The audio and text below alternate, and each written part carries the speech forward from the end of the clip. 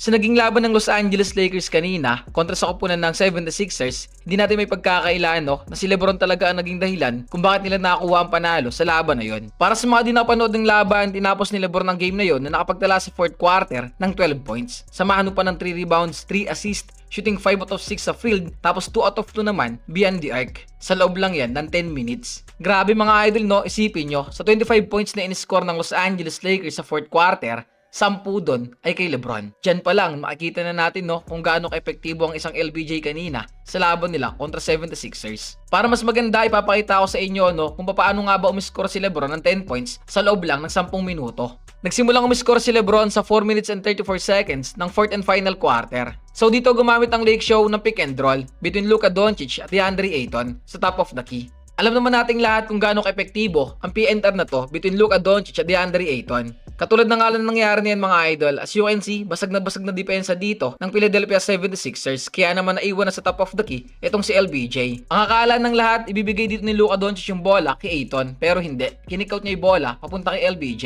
LeBron, catch, fires, buckets. Matapos may pasong ni LeBron yung tira niya na yan, lamang na sila ng 4 sa score na 102-98. O nga pala mga idol, 2 points lang yan kasi nakaapak po sa guhit itong si LBJ. Halos same scenario lang to sa kanina. Gagamit ang Lake Show dito ng pick and roll, pero this time mga idol high pick and roll naman to between Luka Doncic at DeAndre Ayton ulit. Sa pagkakataon na to dinouble team na kaagad si Luka Doncic kaya naiwan si Ayton mga idol. Syempre, para makaiwas na rin sa turnover, ang ginawa ni Luka, ibinigay niya yung bola kay Ayton. At dahil open nga sa Ayton mga idol, yung defender ni LeBron wala itong gagawin kung hindi sugudin si DeAndre Ayton. Kaya anong nangyari, ibinigay ni Ayton yung bola papunta naman kay LBJ. Balik ulit si Paul George dyan para depensahan si LeBron. Kaso nga lang ang problema, meron ditong enough space para pumukol ng panibagong 3-pointer itong si LeBron. LeBron for 3, nothing but net.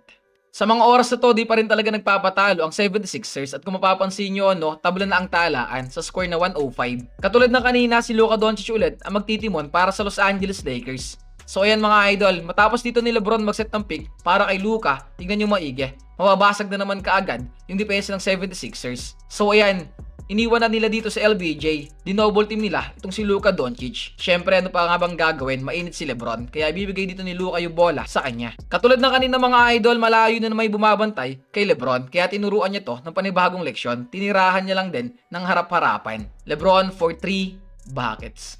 Matapos may pasok ng LBJ yung 3-pointer na yan, Lakers back on top sa score na 108-105. Para sa mga nagsasabi na hindi clutch si LeBron o takot siyang tumira, ayan, kainin nyo yan. Para sa inyo yan mga haters ni LeBron. Ito na yung pinakahuling puntos na gagawin ni LeBron kanina mga idol, yung pang 10 niya. Katulad ng kanina, gagamit ulit ang Lake Show dito ng high pick and roll, pero this time, si LeBron na mga idol yung mag-set ng screen para kay Luka Doncic. Balik kaya nila ginawa yan gusto lang nilito ni LeBron kuhain yung kabantayan ni Luka Doncic. Kumbaga, ang gusto mong palabasin ng Lake Show dito, si Grimes ang babantay kay LBJ.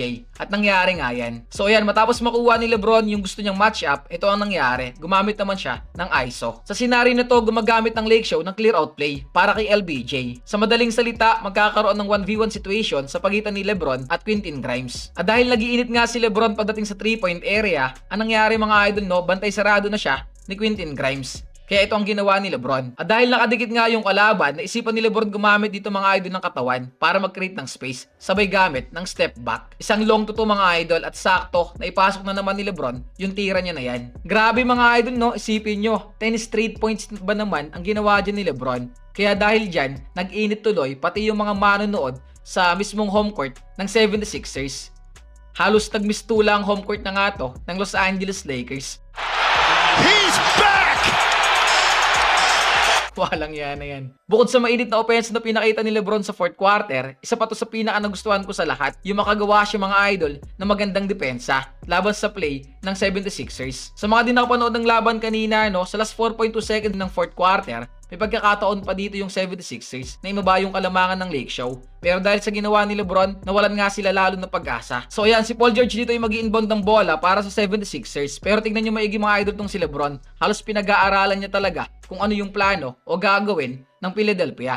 Matapos makita ni LeBron na maghahain ng screen itong si Joel Embiid para sa kabantayan ni Austin Reeves, ang nangyari mga idol nag-advance na kaagad sa LBJ. Kumbaga hindi siya nag-underscreen, hinayaan niya dyan si Joel Embiid kasi pwede naman talaga tong kunin ni Austin Reeves. Kahit na mismatch mga idol, mas mahirap kasi magbigay ng 3 points. Kaya anong nangyari? Nag-abang lang dyan si LBJ at sakto, huling-huli niya talaga yung pasa ni Paul George. Grabe ang taba talaga ng utak ni LeBron. At dahil sa magandang depensa na ni LeBron, natapos ang game na to sa score na 112-108. Nakakuha ng Lake Show ang panalo.